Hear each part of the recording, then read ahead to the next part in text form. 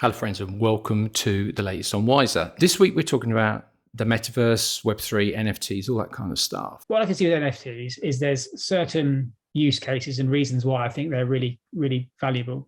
And there's some instances I think they're not. Now, just before we get into the interview with James, I want to plug a piece of work that I've been doing for Wiser. Now, I've built a database in Notion of 100 of the biggest brands and their NFT projects. Now, I believe a lot of this technology will be enduring, and these are going to be the early projects and the early adopters of the technology that you're going to need to know about. Access to the database is behind a paywall. It's free for my premium subscribers to the newsletter, or there is a link that will be coming out in another week where you can buy direct access to the Notion database. All of the stuff will be in the comments, or you can contact me through the normal channels. Let's crack on. And now for the discussion with James Hirst. So what we're going to talk about a bit about today is Metaverse, NFTs, Web3, crypto, all that new technology stuff that is at its sort of nascent stage, but really keeping it at a non-technical level. Both you and I, James, would not describe ourselves as super technical people. I think we both share a same interest in these new technologies, in sense of what would they be used for? What is the utility of an NFT? What would it actually mean to exist in the metaverse, whatever that might mean? And my mum watches my videos and my podcasts. And so my mum and Shirley and my mum's friend. And I always start from the point of view of, trying to explain to these things to my mum so she can understand. And she'll often ring me and we'll talk about Bitcoin and stuff, which is kind of surreal. But anyway, so that's it. So for the listeners, this is going to be non-technical, but hopefully will make some sense as to, what these new technologies mean and potentially what impact they'll have on the digital lives. So my first kind of question to you, James, is when one of your non-technical family and friends says to you, what is this thing? The metaverse, a metaverse, big M, little m, however you want to spell it. What do you say? How do you describe it to them? What do you say to them? It's a tricky one, isn't it? That the mum test, I think it's called. I think if you take the metaverse, let's take the metaverse to start with. I think there's different forms of technology are possibly easier to describe than others, right? But I think with the metaverse, I think the whole point of the metaverse is no one actually knows what it is yet.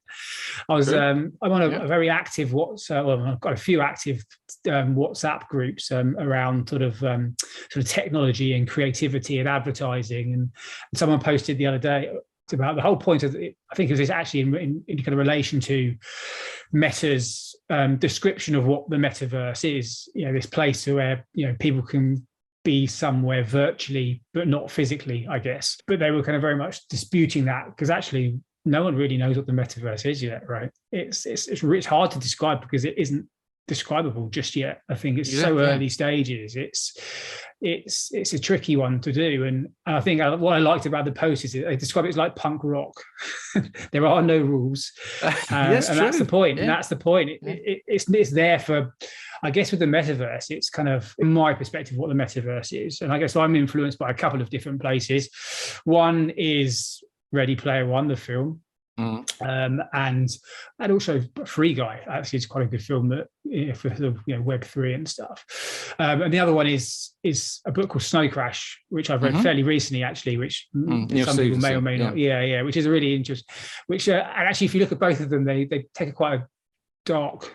There are people in it. It's quite a dark place for where it could go. But, exactly. But I guess if you're taking those places, if you're taking the examples of those, it's a place where people can go to be not in in a sort of virtual space of their own and interact with people virtually, I guess. Again, which in itself, what's the definition of being virtual, right? I guess this is a definition of being virtual. I'm with you 100% because when I write all my stuff, I always talk about the metaverse. There isn't going to be one metaverse. There's going to be different environments for different experiences. Yeah. And but I've heard people sort of talk about, say, well, we've had kind of metaverse for ages because the App Store is a metaverse. It's kind of an ecosystem. And I think some people are going so far in their definitions of the metaverse where they're kind of really saying anything that's an ecosystem is a metaverse. And I don't subscribe to that because I think a key characteristic of the metaverse, a metaverse, however we describe it, is that it is an immersive and a virtual experience element to it, where you are putting yourself into a place that you're not now. So whether you're visiting another part of the world, whether you're in a virtual team meeting instead of it being on Zoom, but you're kind of like existing in a different way, where you kind of, your avatar is in the same place. So I know you recently posted a piece about like an amusement arcade, kind of thing. So I don't go as far as that kind of, it's the app store ecosystem, but I do think, as you say, it's a very loose, undefined thing. For me as well, I think the whole point of sort of where the future of web and the metaverse and sort of Web3 and this whole kind of being able to kind of, as a person, participate virtually and be either yourself or somebody else in a range of different places, and whether you're the same person in that place or whether you're a different person in that place. And Stevenson wrote his book in, was it 1992? Yeah, it's not a new. And if you look back, and actually, I recently read Alberto Gerisi's book. His book on the kind of the origins of AI. Actually, if you look back even further, actually these things are, it's not a new. It's not actually. But even if you take virtual reality, as a technology, that goes back, I think, to like the 60s. There are people walking around with kind of bricks on their faces and creating some virtual environment. I mean, it's completely different to what create today, but there's nothing new necessarily in all of these kind of technologies. But there must be something in what's happening at the moment, because I saw JP Morgan reckon be $1 trillion economy. You just look at the amount of money that Zuckerberg's thrown into it just from a Facebook Meta platforms, how much money's been put in by VCs into crypto and stuff. There must be something there that's going to come out at the end of it. So whether, all this NFT art stuff, CryptoPunks and that dies away, and whilst, a lot of cryptocurrency projects will just die, wither on the vine, I have to believe that something's going to come out of it that will be enduring, because there's so much money, innovation, creativity, talent being put towards this, and all the pieces seem to be coming into place now when you look at it. But kind of how it's going to pan out in terms of metaverse is one, obviously, it gives us the ability to chew the cud over it. Definitely. But what I want to ask you, so you and I also both posted the YouGov survey that just come out this week. You see that, unlocking the metaverse? Yeah, that's great. I mean, what was your takeaway from that study? Well, I mean, there's a couple of ones. I think I did a sort of slightly kind of tongue-in-cheek post compared to your slightly more in-depth post about the sort of takeaways. But I think the big thing is that it's like, and actually there's another kind of study recently, I think, as well, that I saw about NFTs, right? And I think it's like under 50%, or not, I think even less than that. Is it 2% of people have bought an NFT, and under 50% of the US and probably the UK have even heard of NFTs. And I think the metaverse is like that. That was from Pew Research, and that's right. Yeah. And I think, and for me, that's kind of, that YouGov study kind of highlighted, actually, and it goes back to what we just sort of touched about. It's so early days at the moment.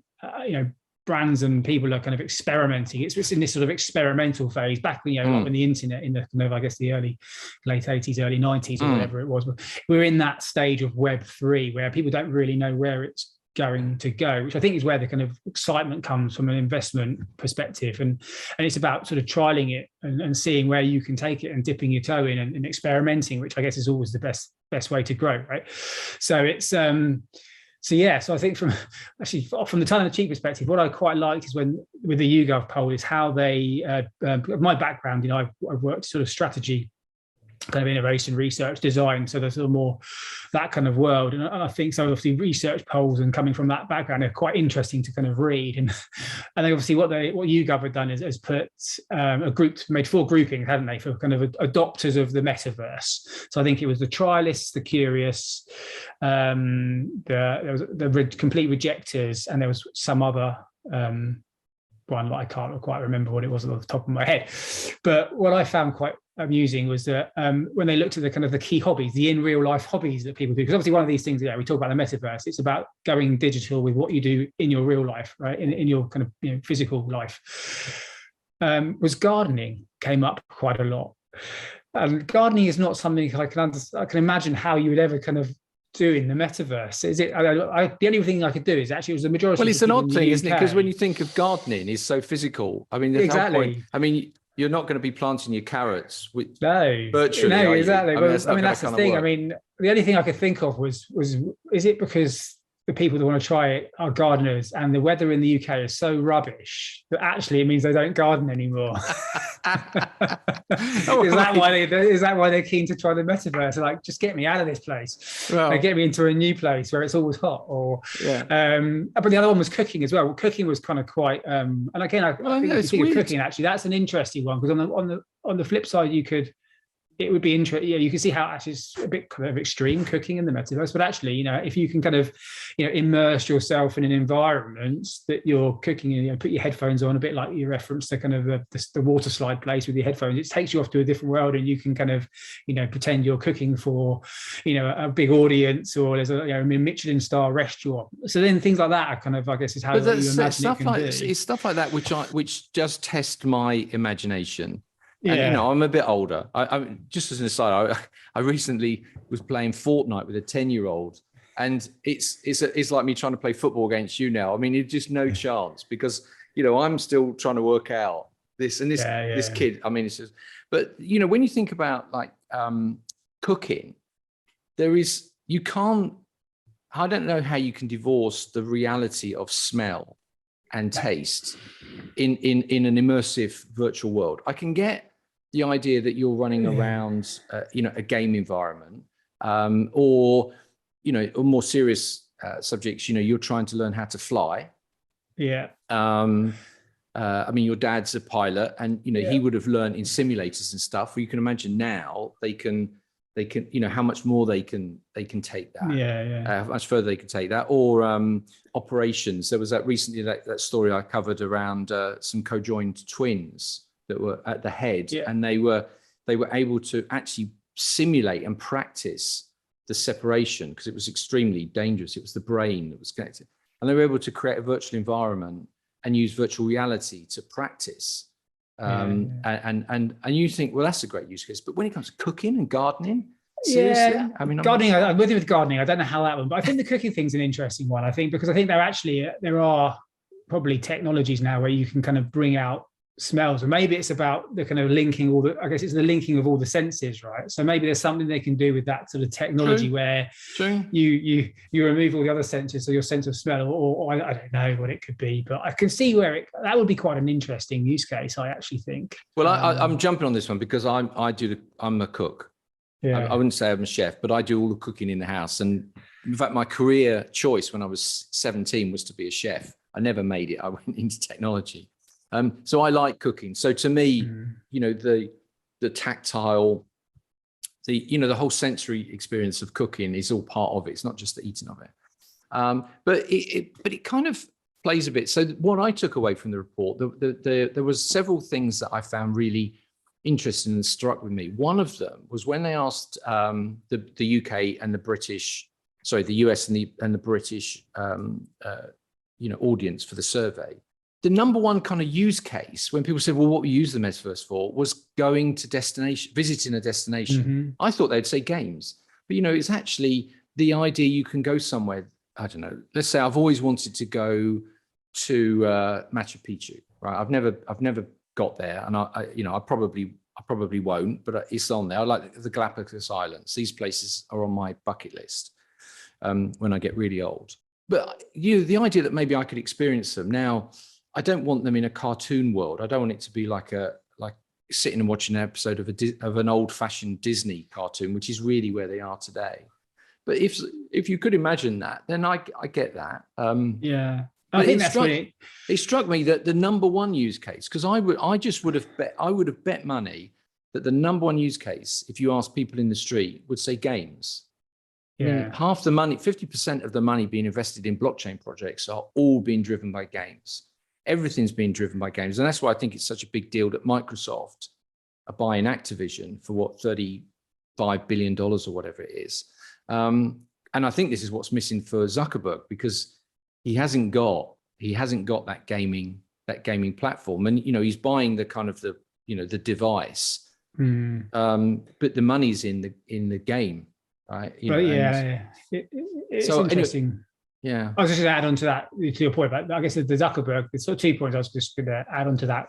Firstly, touching back onto the holiday one, it kind of, is it Vanilla Sky where it kind of starts? Is that the film where you kind of, you go and you can take yourself with Tom Cruise or something. There's one film I've watched, I can't remember. I'm going to say Vanilla Sky, probably is. People correct us, I guess, if it isn't, and hopefully maybe someone can tell me the film it is. But there's a film where they go in and actually there's all these adverts about you, and it's kind of like going in and kind of going to a different place and taking your mind to a different place. And I guess that is where, I guess if you think about what you're trying to do with the sort of, again, with the metaverse and taking yourself to a different place, you're going to all these places that you probably want to take yourself out of where you are currently. Actually, you can see why a nice destination like the Galapagos or the or the kind of or a beach or the Inca Trail and Machu Picchu and all this kind of stuff could be a place where all you do is you go, well, I'm having a pretty rubbish day, I'm just going to slip the old headphones on and there I am.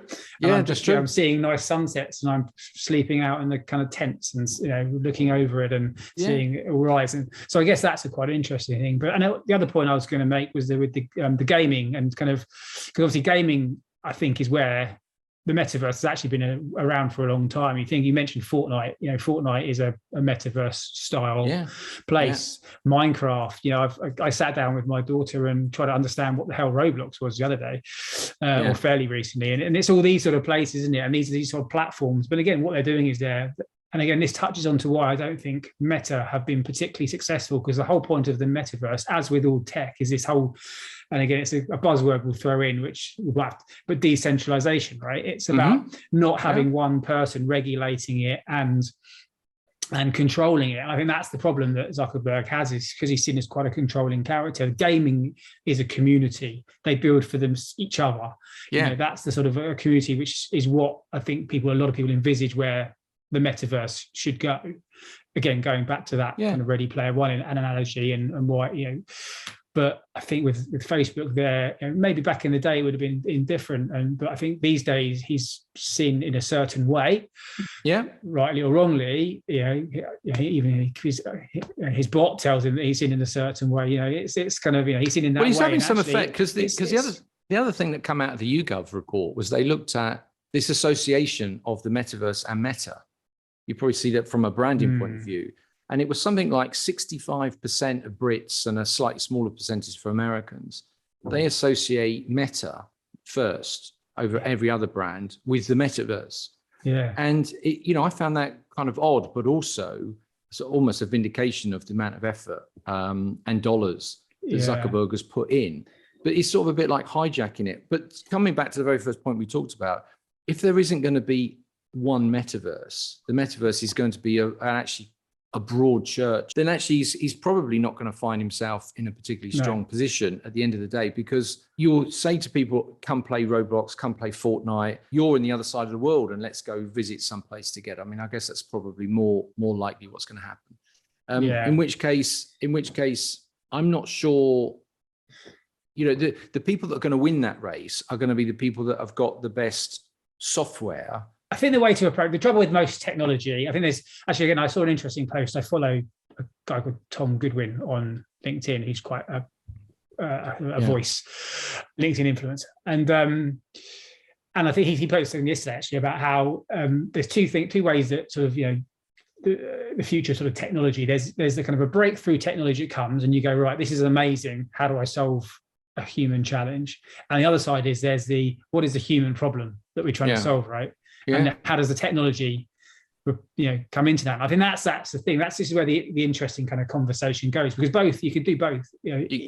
Both routes can take you to success.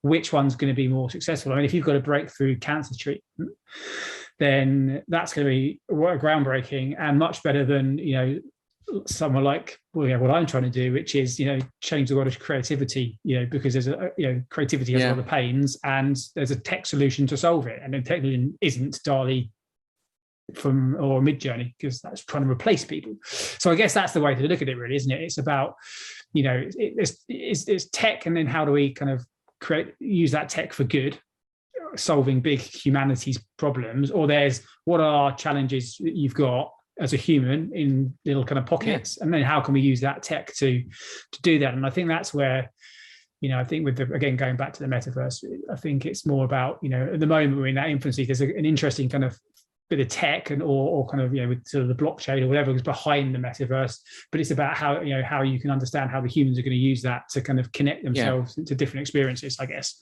I think that's always the case, isn't it, James, that you've got on the investing side, people come to me and they say, oh, look, I've got this technology and it can do X. And then you say to them, but what problem is it solving? You're back to like the Sinclair C5 situation, novel and innovative technology for its time, but nobody, it solved no real world problem. And I think on the technology side, we sometimes get a bit hung up about which way round we look at that question. So it does need to be looked both ways.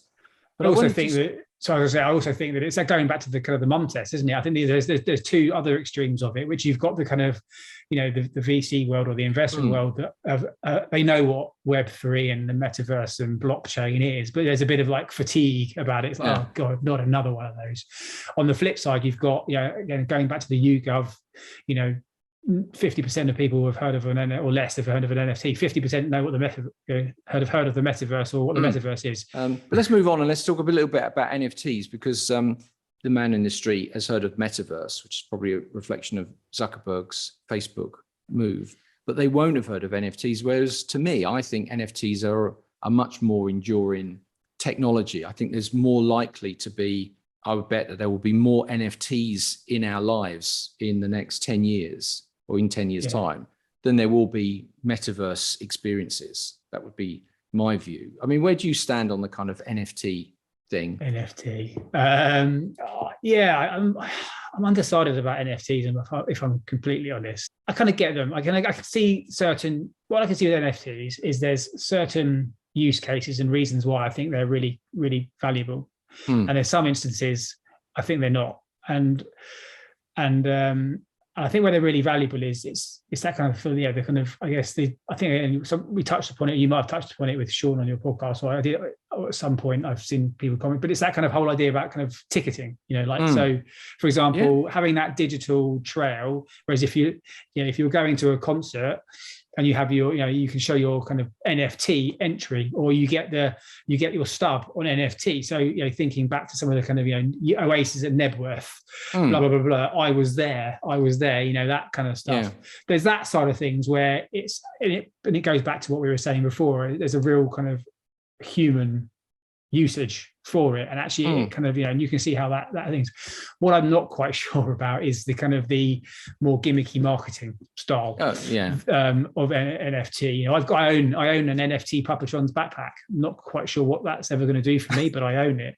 I own some nice NFT AI generated NFT art, which someone who I know, Richard Norton, from the Bristol scene, who's very involved in NFTs, who actually would be a font of knowledge on NFTs in actual fact. But he kind of created those for the group we're in, and they're great because at one point they could be useful, but at the moment they're just sitting on my Tezos Temple wallet that I have to put about 30,000 words in to access from a security perspective. That if I ever lost that, I can't ever get back in. So I can see kind of that kind of usage. So from certain industries, so ticketing, art, music, 100%. I guess, I say the more kind of when the brand's getting on and producing an NFT of a backpack or a Pepsi can or something like that, I'm a bit more, again, I'm being a bit pessimistic, and again, they're experimenting. So they're in the trial phase and we don't know where it's going to go. So they're probably right. Pepsi are right to do it. I'm not saying they're not. This is just my opinion. But I think that's the kind of interesting thing, really. So at the moment, it can go either one of two ways, right? So I'm with you on the marketing stuff. I think a lot of this hype, this early stage headline hype stuff, I think a lot of that will just end up as being like one of those experiments that kind of went nowhere. Yeah. But what I think is more likely to endure is the fact that we're all going to have, and we all have now, digital assets, and it's still very clumsy and clunky. It's getting better. Apple Pay, for example, is pretty frictionless, but behind the scenes, it's like the very early days of the internet when you had your first web pages. You were going on to lastminute.com and ordering your stuff. But what was happening, well, Amazon was the same. Amazon would print out the orders. So they'd have, the very early e-commerce giant as Amazon, you'd put your book online, and in his garage, him and his wife were literally had a printer that would print out all of the order to fulfill it manually. And I still feel that with a lot of today's digital technology, even though from a user's point of view, it's very easy, behind the scenes, there's still handoff to handoff and friction, and there's costs associated with it. Whereas I think with the NFTs, it is a way of enabling digital assets to become easier and more portable, and also more flexible, because you can build through smart contracts lots of things into them. But also it'll mean that you'll be less dependent on some of these big centralized organizations. You won't be reliant on a banking infrastructure to move stuff around. Because I've got my Tesla's wallet, you've got your Tesla's wallet, and we'd be able to just, flick to each other, and then it's done. Yeah. And so the kind of the things that are grabbing a lot of the headlines are like the novelty stuff, but actually underneath it, I do think that digital assets are here to stay. There's no question. Everything is going to be a digital asset. NFTs provide a way of being able to create a digital record that is much easier to move around and use. The utility is so much higher, and you can build things into it so that it's not just like one ticket to the Kings of Leon concert. Your ticket could be different to my ticket, even though it will still kind of look. And you can just build that in, and we can do it through software and program changes. So I'm much more bullish when it comes to. I'm much more bullish when it comes to NFTs. I think that's it. I think and what NFTs are now might not be what they are in the future. It's going to be completely evolved. But I think I'm completely right. Actually, I think it's a good. I guess the concern you have, isn't it, with anything tech, and I think because it's an early stage, and this goes back to the conversation with the metaverse. And you think about, I referenced Snow Crash as a book, and this is like the whole point of that book. Yeah. As a spoiler alert, is there's people in it that are going to basically go in, get into the metaverse, NFTs, go into these places, and actually do it for the wrong reasons. And I guess that's the thing that I think. On the one hand, you can see why. It's good from a security perspective. It decentralizes it, takes everything out. But actually, there are going to be people that are going to already working on how to hack it. It's bad. Which is a shame. Yeah, you go back to the 18th century, and there were bad actors. There were bad people trying to abuse. Exactly. That's going to, and I think sometimes it creates bad headlines. Crypto, Bitcoin had it in the early days and stuff. Well, look, James, it's been great. Thanks very much for the conversation. Before we finish up, we must let everybody know who you are, what you do, and by all means, use the opportunity for a shameless plug about any project that you've got on the go at the moment. Yeah. Thanks, Rick. It was an enjoyable conversation too. So I'm James. I am the founder of the Intelligent Brief. The Intelligent Brief is a creative and inspiration and productivity tool that uses technology, machine learning technology, to really reduce the kind of time for idea generation and create the perfect conditions for creativity to thrive, which currently they're not being met. So keep an eye out for it. We haven't launched yet. We're about to launch soon. So anyone interested, head over to the website and sign up for the beta when it's launched, please. Right.